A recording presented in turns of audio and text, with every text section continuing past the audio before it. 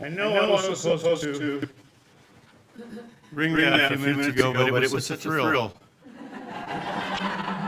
You don't know what was a thrill yet.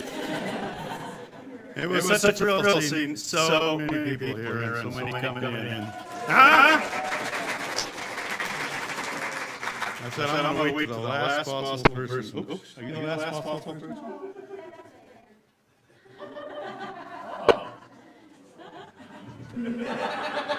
I'm afraid to open it. Anyway, welcome. My name is Rick Knudsen, and I am very pleased to be the worship leader for today's service. We welcome all at the Unitarian Universal Church of Boulder. All of you are welcome, and all of you are sacred. Whatever your past was like, whatever this present moment is like for you, we invite you to join us on our journey into the future together. I have a couple of announcements, of course. The first one is whether you're in person or online, feel free, and in fact, we encourage you to stay after the service today, obviously, for a Your Board is Listening, YBIL meeting, session. It'll be a chance to talk amongst yourselves and with the board representatives and to ask questions with board members about what's happening in the church these days. So that's my first announcement. And the second is today is the last day to sign up for Soul Matters small groups. Sign up online or use a form from the counter outside the office. Choose the best time for you, as well as your name, email, address, and phone number. These groups will be starting on February 27th. For more information, please contact Sharon Blue. And for those of you joining us online, if you're a new visitor, please email our office and let us know how you found us. You will find the email listed in the Zoom. Our church website also has a great deal of information about UCB and our programs and activities. And now, especially those of you that are online, please ensure that your microphones are muted as you join with the others. The rest of you, optional. As you join with the others, and we gather for worship. Thank you.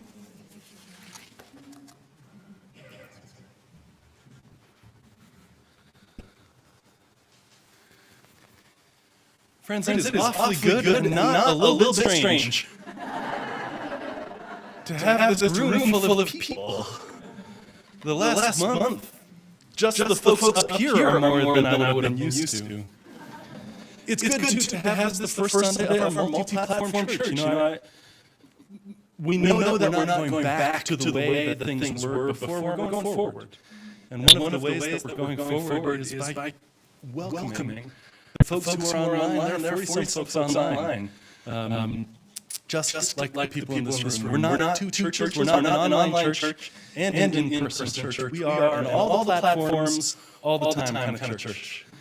And in this strange new world, I'm so glad to be on this adventure with you all.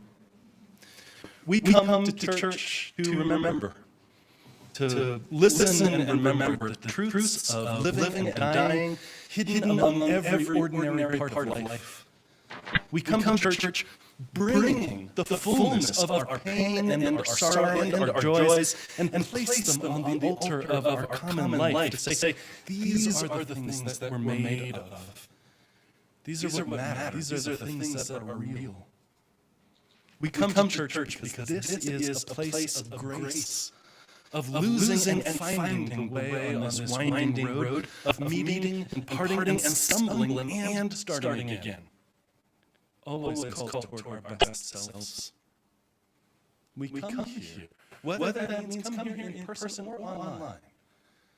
We come here like rivers flowing to the sea to cool our hopes and our dreams, to consider the deeper and unseen currents of our lives.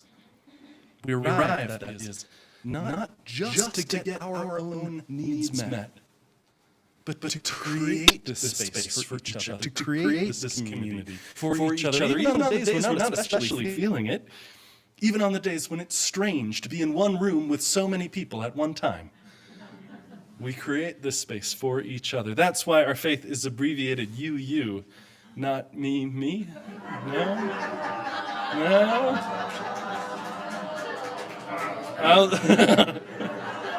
This is where Ray gets the big hook and just pulls me off. But the reality is we come here not just to be serious, but to be silly also.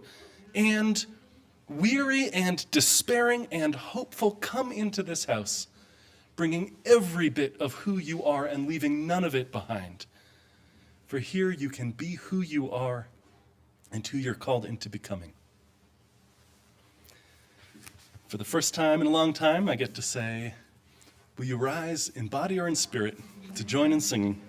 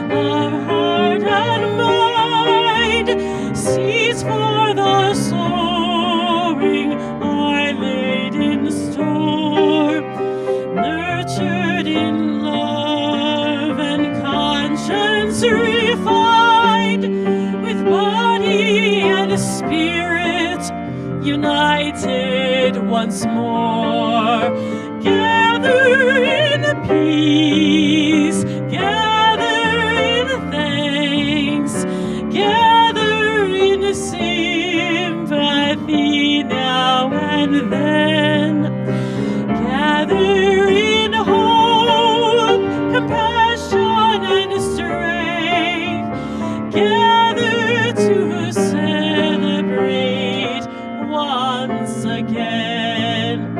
Gather the Spirit growing in all, drawn by the moon and fed by the sun, winter to spring and summer to fall, the chorus of life resounding as one. Gather in peace, gather in thanks, gather in sympathy now and then, gather in hope, compassion and strength, gather to celebrate once again.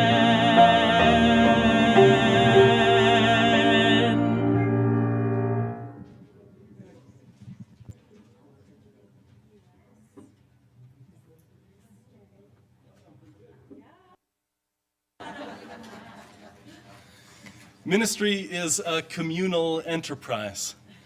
It draws from collective strength, collective aspiration, collective love, and it seeks to make those things real by offering them to others. Person by person, we create ever-widening circles of community. Nor is ministry confined to these walls, or even to people gathered in one place at one time. And in that spirit, I am delighted to reintroduce and welcome 3 ministers who serve the wider community and who today affiliate with this congregation to know you and be known by you. Jeremy and Kristen and Terry, can I invite you to come up and stand here?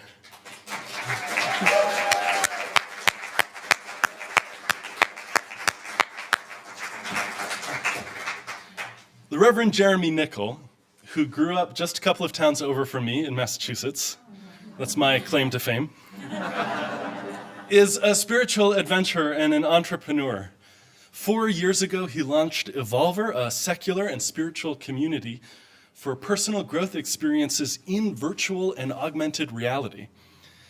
And recently acquired by the leading VR meditation app Trip, he is now VP of Community and Social.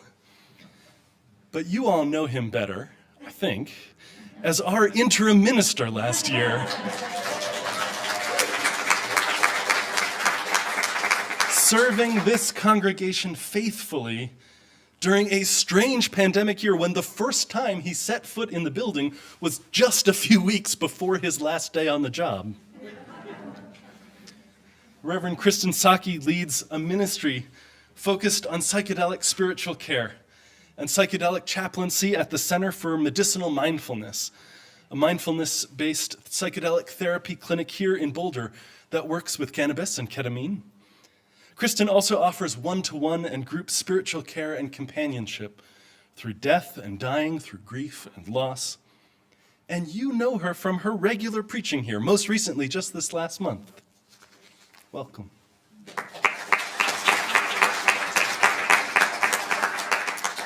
I have deep care and incredible respect and admiration for Jeremy and Kristen's ministry, and it has been such a pleasure to get to know them more deeply over these last 6 months of being in Colorado. But our third community minister, I have known a little bit longer. The Reverend Terry Schwartz and I met almost 23 years ago. I don't know if you can hear it online, but they are a rowdy bunch in here. It's good. It's real good. We met 23 years ago when a mutual friend introduced us, knowing we were both kind of sort of thinking about ministry. We've spent 20 years of marriage in 8 homes across 4 states. We've had altogether 6 cats, 1 dog, 2 kids, and 8 years in co-ministry. And a fish. Oh, and a fish. Reverend Bubbles. I forgot about Reverend Bubbles. Director of Aquatic Ministry. That's right. Was there a second fish? Yes. Yeah, the fish were a little less long-lived. 8 years together serving in co-ministry at the First Unitarian Church of Chicago, where we were before coming out here. And so I have been privileged to get to see Terry's ministry side by side in good times and in difficult times, and get to know her as a skillful preacher and an excellent mentor to our colleagues and a deeply effective pastoral caregiver. And Terry, I am delighted that this community gets to experience some of your ministry.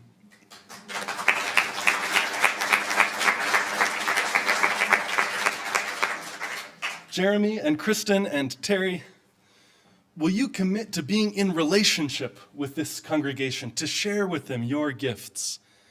And will you carry out your ministries in the wider community, knowing this church offers its support and its grounding, and we have got your back in good times and difficult ones? If so, please say yes. Yes. Members and friends of the Unitarian Universalist Church of Boulder, will you pledge to support and encourage each of our affiliated community ministers within and beyond our walls? Will you welcome them? If so, please say yes. Yes. All right. We are a covenant people. We weave our lives together by the commitments we make, and we live into them. We are a promise-making and sometimes a promise-breaking, and always a promise-remaking and recommitting people. By the covenant, by the commitments that have been made from our ministers and from you, you have welcomed Reverend Jeremy and Reverend Kristen and Reverend Terry as affiliated community ministers. Will you join me in a warm welcome? Welcome.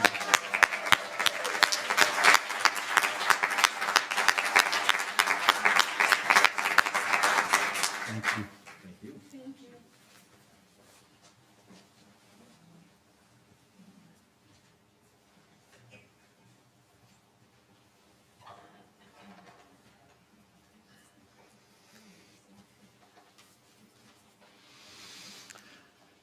Now it's time for our chalice lighting. For those of us, for those of you joining us via the internet, if you have a candle or a chalice near your computer, please get ready to light it. We invite you to type into the chat box where your chalice is lit, the street or neighborhood or what city, if you're outside of the Boulder County area. And now I'd like to invite Tom Zanoni to light the morning's chalice. Tom?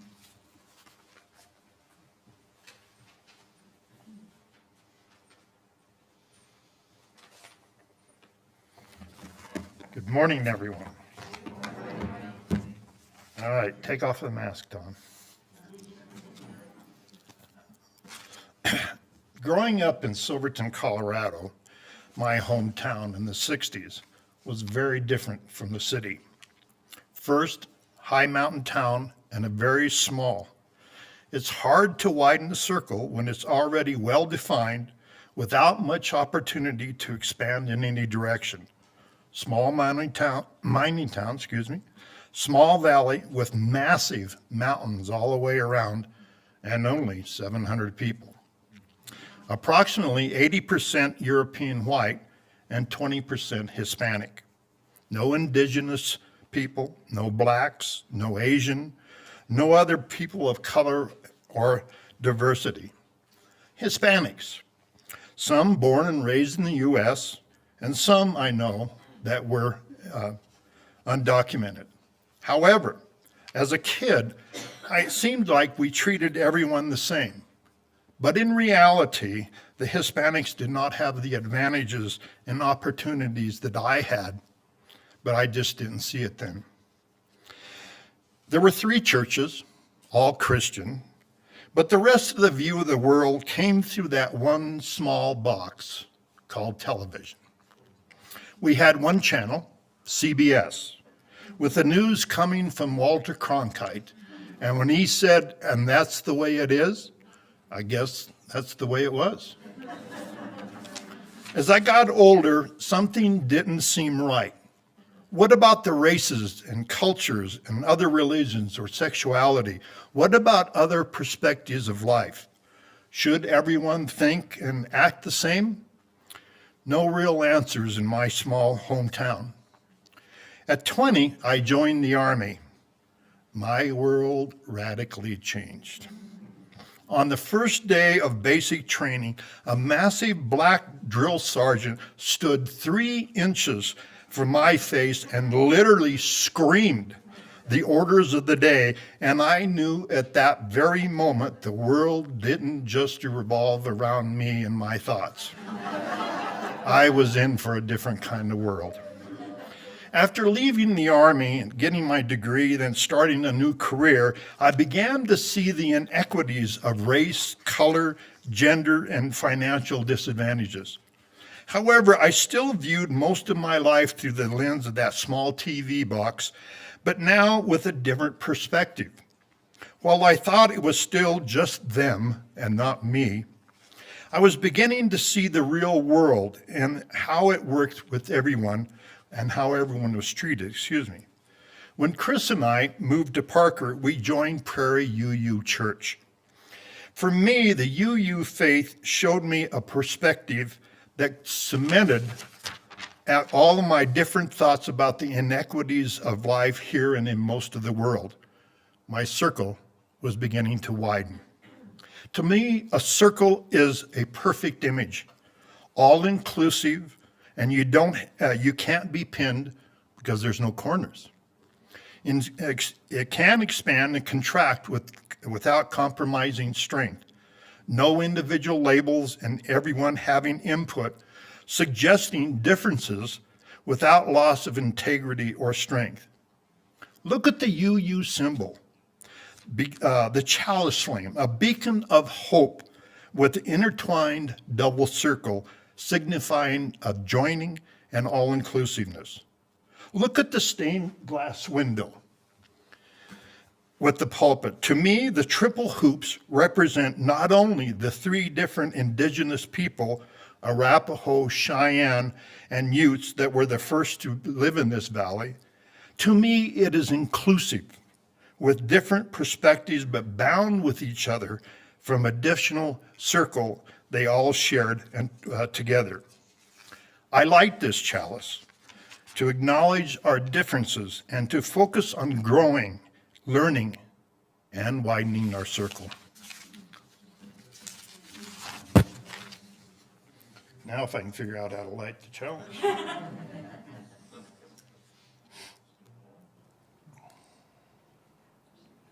Hope it don't burn the house down, because I'll have to clean it up.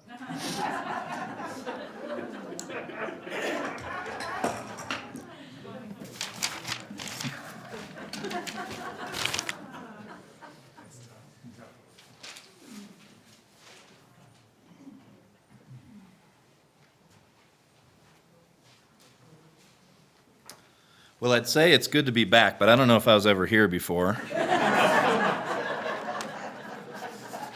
It is just really amazing. I mean, look around for a moment.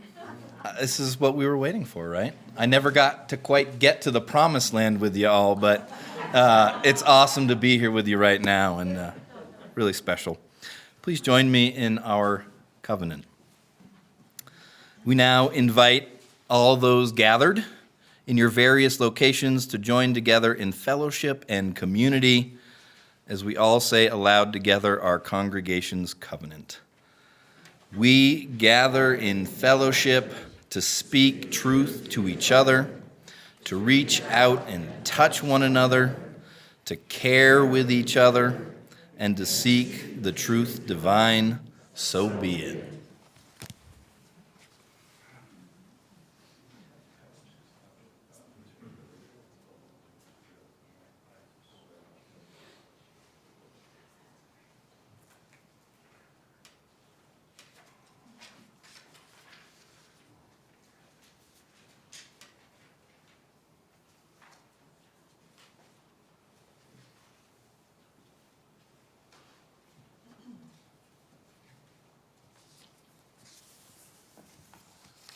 What a joy to be here with you all. This is the first time I've been inside the walls of a church in worship and singing together, and it is marvelous. Let us bring that joy down into our hearts and ground through our feet into the earth. Take a big breath in and a big breath out. Will you join me in a spirit of prayer and meditation? Spirit of life and love, known by many names, we acknowledge that each of us has fallen short of the person we want to be. Each of us has started and stopped, made wrong turns. Each of us has spoken an unkind word, closed a door, burned a bridge. And each of us has begun again when things are hard. We've built a bridge, opened a door. Each of us have made the brave and difficult choice to speak the truth. In this hour, our hope and our prayer is to be called home to ourselves again and again, to be called home to one another. To remember that the spirit of love does not call the qualified, but qualifies the called. May we begin again. We'll be together in silence for 7 breaths.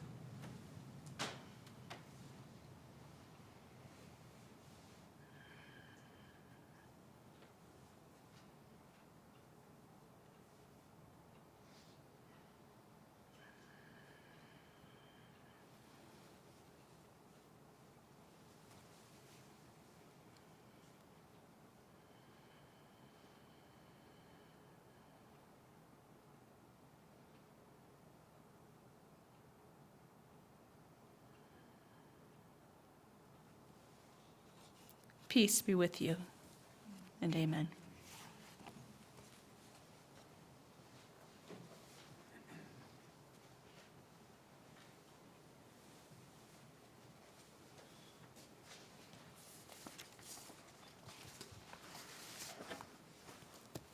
so good to breathe with all of you in one room together.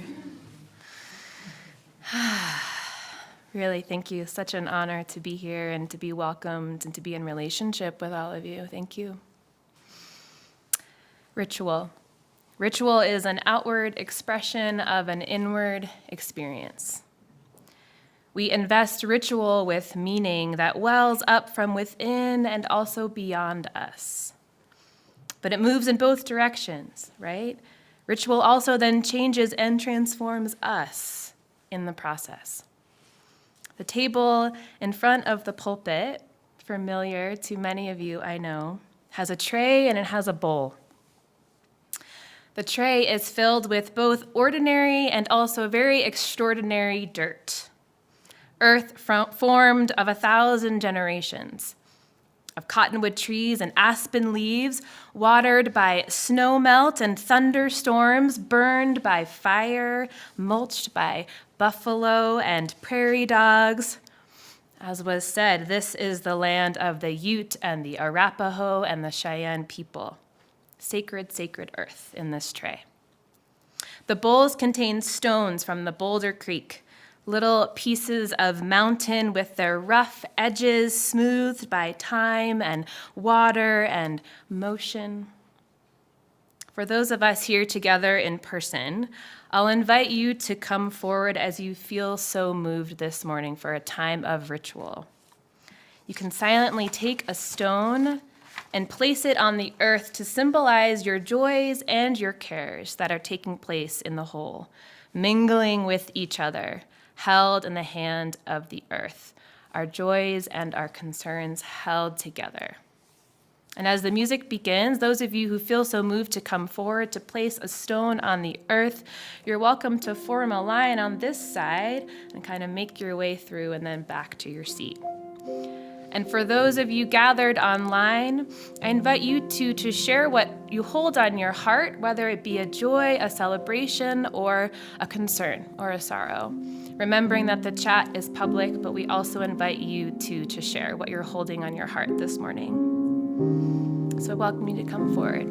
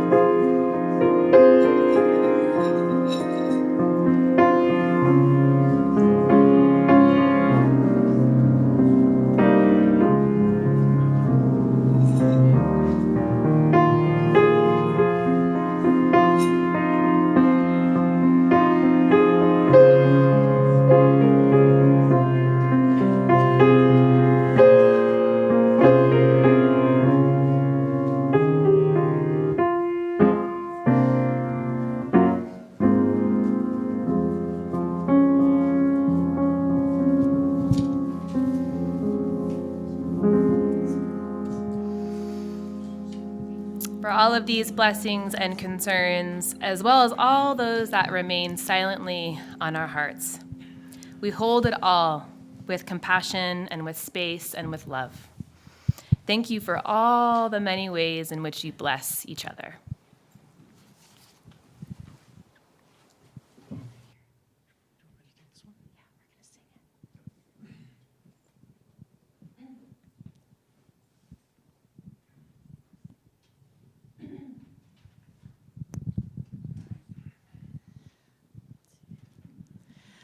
Gathered.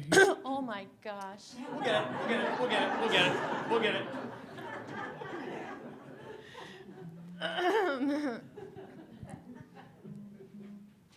Somebody help me.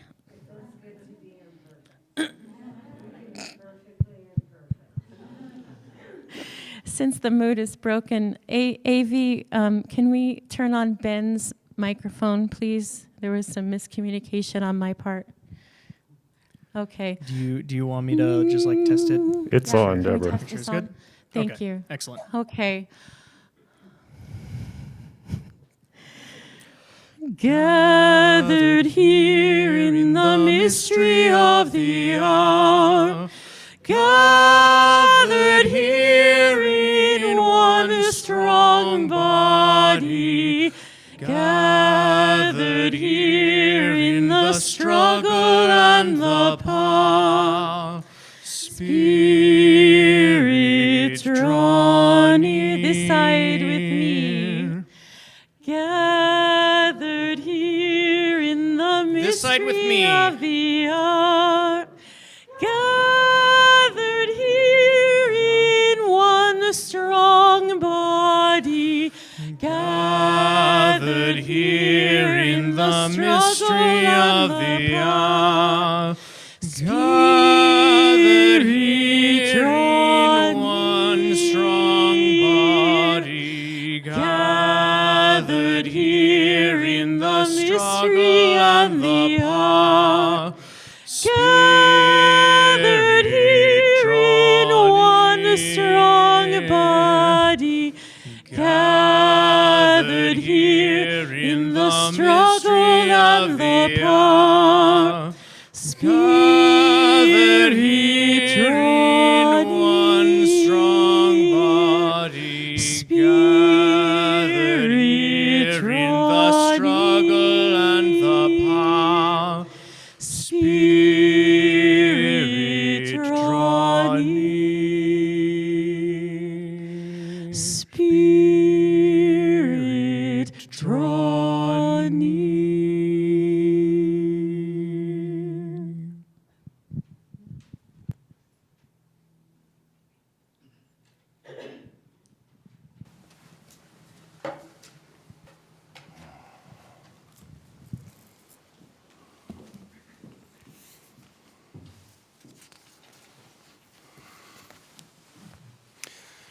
Once upon a time, an old woman lived on a beautiful farm in the country. And from her window, she could see pastures and fields of grain and barns filled with animals and orchards and forests beyond. And the farm was special because this farm had been in her family. They'd worked it for generations and generations. She'd lived her whole life there. She was born right there in that house. And she'd raised her family. She'd raised her family of, I'm going to say like 50 or 100 kids and cousins and all. About our size. But now she was in the last days of her life, and she should have been content after such a fortunate life, but she wasn't. She lay on her bed worrying about all this grown family who couldn't get along. She heard them fighting all the time.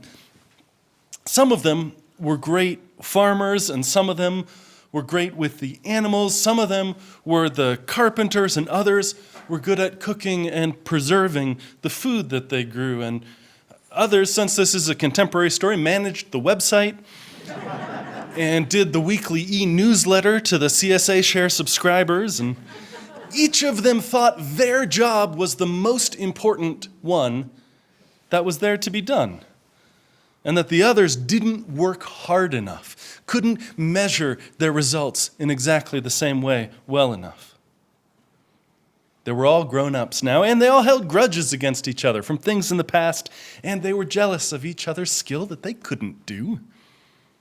Well, the old woman tried talking to her children about living in peace together, but they grew more and more bitter, and she felt sure that if they couldn't come together, they couldn't keep this farm after she passed. If they couldn't work together, if they couldn't see each other's gifts. And then one day, as her strength waned, she had an idea.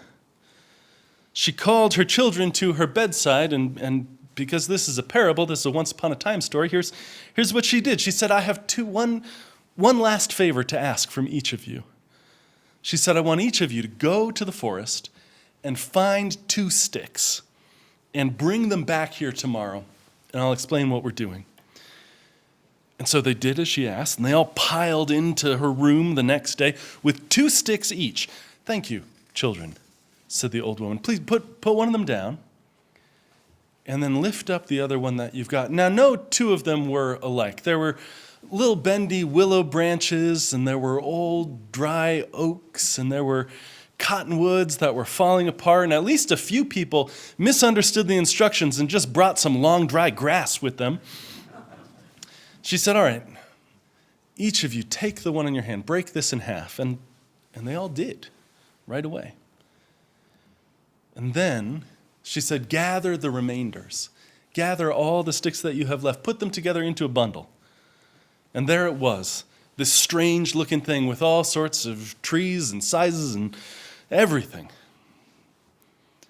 She says, pass this bundle between you and tell me, is it as easy to break as the single stick? And so they passed the bundle, but of course none of them could break it all together. You, my children, are like these sticks, the old woman said. If you go your separate ways, holding resentments, arguing over which one of you is the real and right and best inheritor of this place, you're going to get broken, snapped, crushed, and mulched. But if you work together, if you appreciate each other's strength, if you see that the strength of this farm, like the strength of any community, is in its diversity, then nothing in life will break you for very long.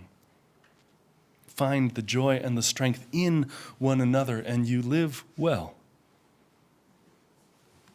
No 2 of you are alike, and yet you are united in love, and that is your strength. And so they took their lesson to heart, making amends, doing the work of letting go of past grudges, going to therapy, talking with each other, arguing, making up, working together. And it remained in the family for many generations. The Quaker teacher Douglas Steere says the ancient question, who am I, inevitably leads to a deeper one, whose am I? Because there isn't identity outside of relationship. You can't be a person all by yourself. And to ask, whose am I, is to extend the questioning farther than the little self-absorbed self and wonder, who needs you? Who loves you? To whom do you answer? To whom are you accountable? Whose life, whose lives are bound up with your own, inextricably, in obvious or improbable ways? Not what do I want, not how do I get the best, do the best, be the best, but whose am I? We, each of us, get to decide which question to orient our life around, which thread to follow. In our new member classes, I tell folks that if the church burned down on a Saturday night, it would not just be Tom here on Sunday morning cleaning the place up. It would be the whole membership of the church, whether you've signed the book or you haven't. Membership are the people who would be here the next morning to grieve and comfort, to sing and plan and pick through the wreckage and be together. In a voluntary organization, you choose to be here. You don't get graded down. You don't get your pay docked if you don't show up some Sunday. It's a voluntary organization, and the heart of the thing is relationship. That's the thing which is real and enduring and persists, whatever the form of the building. We know each other and are known by each other, or we don't yet, but we want to. We look for that connection. Elders and babies, working folks and retirees, students and teachers, what's real, invisible, but realer than the building is the connections we have, each of us to all. To be a part of this church community is to invest some portion of your life into those relationships, which is such a trivially simple thing for me to say, and such a profoundly difficult and countercultural thing to do. When our society preaches hyper-individualism, we hold that we become ourselves only in community. When our culture sets us to isolation and separation like an unspoken chronic condition, we break silence, we work to be known by each other. When the discourse of the day declares our differences unceasingly, we choose to bind our lives together, not in spite of those, but exactly because of those, to discover ourselves and each other in and across those lines of difference. But belonging is a tricky thing. It's a tricky thing because as much as we want to extend it sometimes, we don't always know how. And sometimes our good-hearted and good-natured questions turn out to have the opposite effect that we intend. You meet a stranger after the service and you say, "What do you do? What year are you in school? How old are you? Have your kids gone to college yet? Oh, when are you planning to have kids? We need more people like you. Are you new here?" And listen, all of those questions come from a good heart and a good place. They come from a spirit of generosity that turns out to drive away instead of inviting in. These questions put people into little boxes instead of making a heart connection. These questions probe after the resume instead of the human being. How old are you? What do you do? Some of these questions embody assumptions about class and education, about what's normal, what's expected inside this church, which in theory welcomes all. What year are you in school? Where are your kids going to college? When are you planning to have kids? All of those questions turn newcomers into other. We need more people like you. We need more people like you. That's a circle drawn. We act a certain way. We have a certain trajectory in our lives. We have check boxes that you need to mark off along your path. That's a circle drawn, but it's not a circle drawn in invitation. That's a circle that puts us on the inside and you on the outside. We need you, not because we want to know you or relationship with you, but because we're not like you. With your different identity, we want to add you to our collection, put you on the shelf. And again, all of these questions, I know it, they come from a good heart, but all of them drive away and draw the circle smaller instead of wider. So here's a suggestion. Here's a greeting. And it begins with this. It begins in saying, "I don't know." You don't have to say that part out loud. You go up to a stranger, "I don't know anything about you." Okay, don't do that. But inside yourself, be ready to say that. I don't know. I don't know what this person's story is. I don't know if their life, their trajectory, their history looks anything at all like my own, or it's completely different. And then take that all off the table. Questions about station and class and identity, and just greet people like they're people instead of interviewees. It turns out to be real simple. I don't think we've met yet. My name's David. what did you think of the service? Can I introduce you to my friend? Because the relevant questions, the welcoming questions in this community are not about where are you from and how did you get here? They're about where are we going all together, we, because you're already part of that we and part of that circle. Life opens when we meet each other in a place of curiosity and kindness and acknowledgement, at least on the inside, of our own ignorance. When we set aside what we think we know about the other or the path they're on and meet as people. And that belonging then, that belonging isn't something that you just get, it's something you give and create. If we don't share the belonging that we found, this place becomes a cage, not a home, a club, not a congregation. And friends, we're well on the good path. It makes me so proud that you as a congregation have taken steps to widen the circle of belonging. Even moving to 2 services. We had our first 9 a.m. service this morning, the first one in a long, long time, in the Sky Room, and met in this little circle to sing together.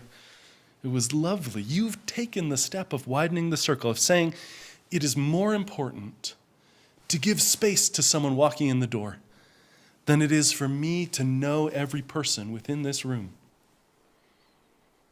You've welcomed a sanctuary guest to live here, saying it's more important to open our door. You developed a streaming AV platform from scratch. None of this existed 9 months ago, in order to welcome those who can't be here in person.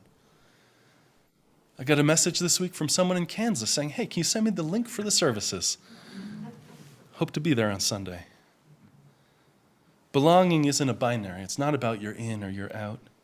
It's not about something you get or you don't get. It's something you create for others too. Reverend Terry reminded me of that. She reminded me that we often think of welcome as a polite first impression. The concierge desk, the mat outside the door, welcome. A perfunctory reply to thank you, yeah, you're welcome. But deep welcome is about receiving a guest with pleasure. It's the beginnings of genuine hospitality. She said, you remember that feeling in middle school? Who am I going to sit with at lunch? Who am I going to sit with on the bus? We might grow more comfortable in our skin as we age, but we all feel that feeling. We know that feeling well in a new place. And nearly everyone feels that feeling when they walk in a new church for the first time, or the second time, or the third time. Some of us feel that every week. It's deep in us. And this is some of the most important work of the congregation. And it's not just politeness. It's spiritual work. It's grounded in our theology of the inherent worth and dignity of all people. It's grounded in our values of curiosity and connection. It's grounded in our belief that the holy exists between 2 people when they meet each other entirely and honestly. Whose am I, and to whom do I belong?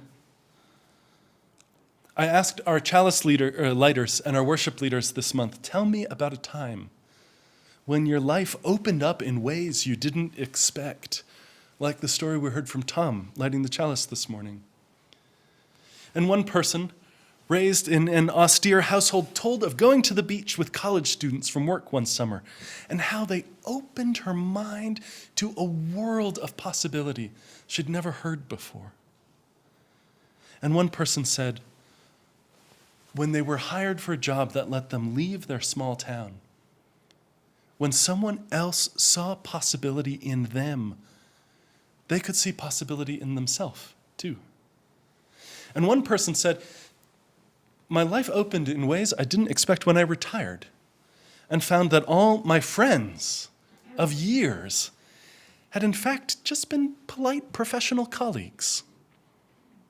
And it was a moment of shock and loss, and then a movement to seek out more sincere friendship. And one person whose friends for years were only other parents, spoke of how their world opened up, finding friendship beyond that axis of shared identity and across generations. Friends, these are the ways that welcome opens our lives, that welcome is spiritual practice, that welcome transforms us, not just in polite hello, not just in the kind of curiosity and well-intended greeting which categorizes people into neat little boxes, but in heart-to-heart meeting. It's our work, and it is holy work. Welcome.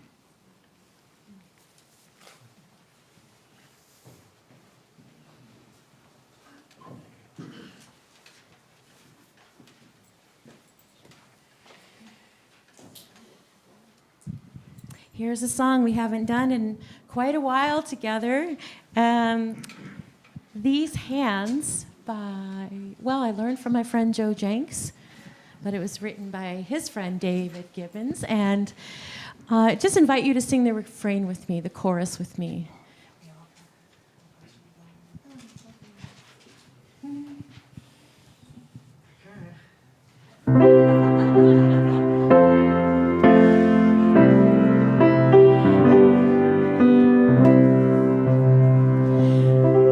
What shall I do with these hands of mine? What shall I do with these hands of mine? The world could use a hero of the humankind. So tell me, what shall I do with these hands of mine? Let's sing that one more time together. What shall I do with these hands of mine? What shall I do with these hands of mine? The world could use a hero of the humankind. So tell me, what shall I do with these hands of mine? Some hands have held the world together. Some hands have fought in wars forever. So tell me, what shall I do with these hands of mine? What shall I do with these hands of mine? What shall I do with these hands of mine? The world could use a hero of the humankind. So tell me, what shall I do with these hands of mine? Some hands have blessed a million people. Some hands have freed the world from evil. So tell me, what shall I do with these hands of mine? What shall I do with these hands of mine? What shall I do with these hands of mine? The world could use a hero of the humankind. So tell me, what shall I do with these hands of mine? Some hands can stop a life from dying.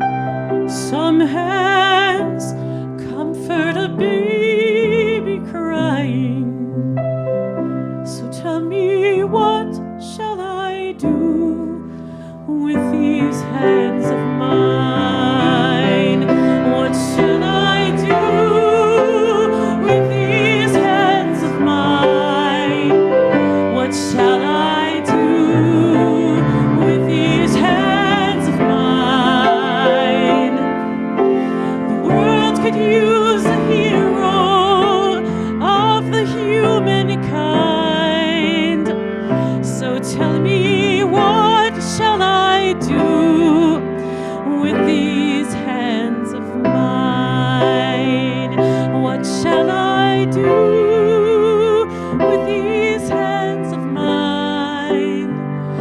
what shall I do with these hands of mine? The world could use a hero of the humankind. So tell me, what shall I do with these hands of mine?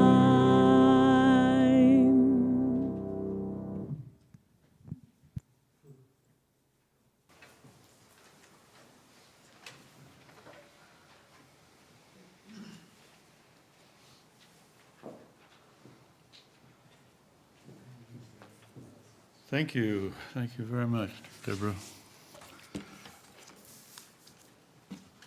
Whew, that was great. We now enter the time in our service where we have the opportunity to give back to our church and to our various supported agencies in the community.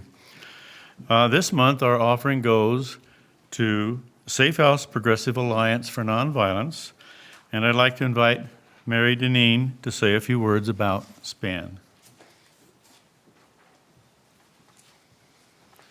Good morning. It's wonderful to be here with you all.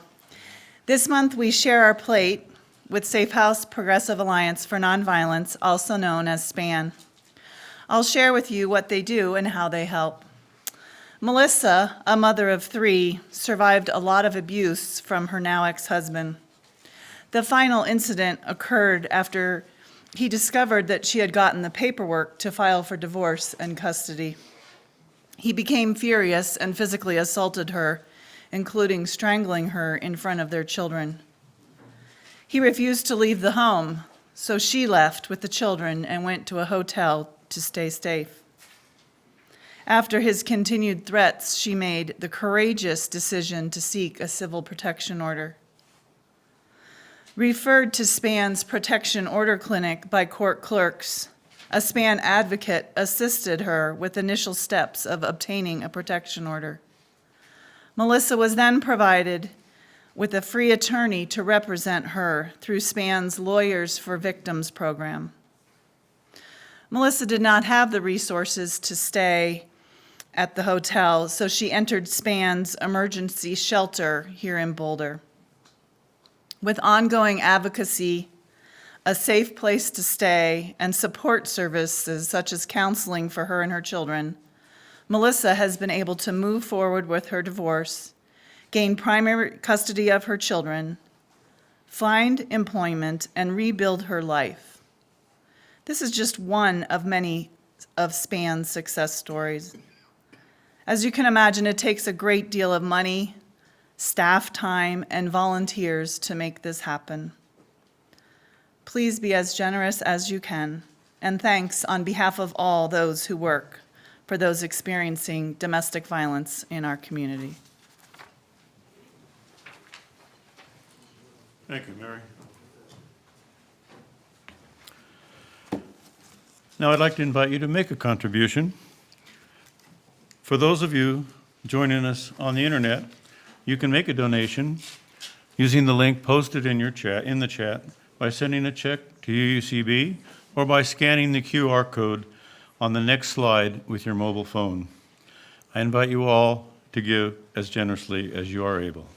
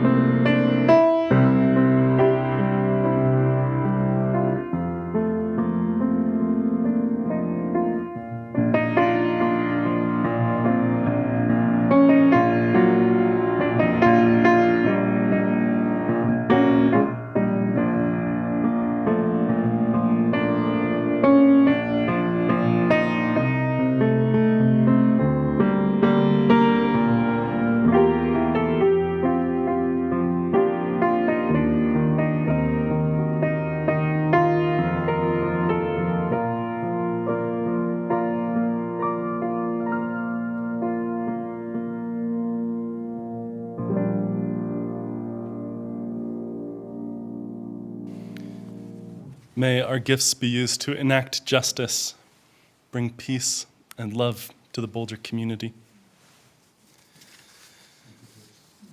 We come to church to remember the truths of living and dying hidden among every ordinary day of life, bringing the pain and sorrow and joy and placing them on the altar of community.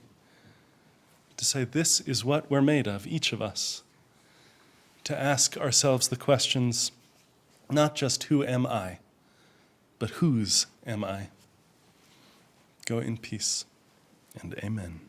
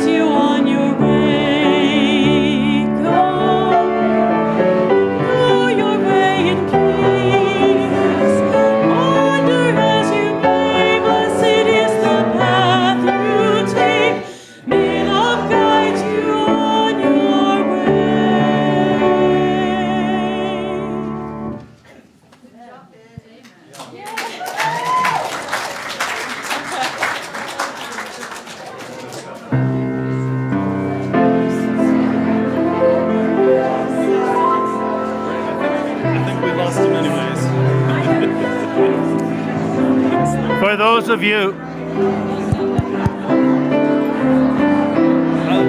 I think we lost him. It's okay. I was just going to tell them about the Emerson room, but yeah, you're right. No point in fighting. It's on, Ralph. Ray.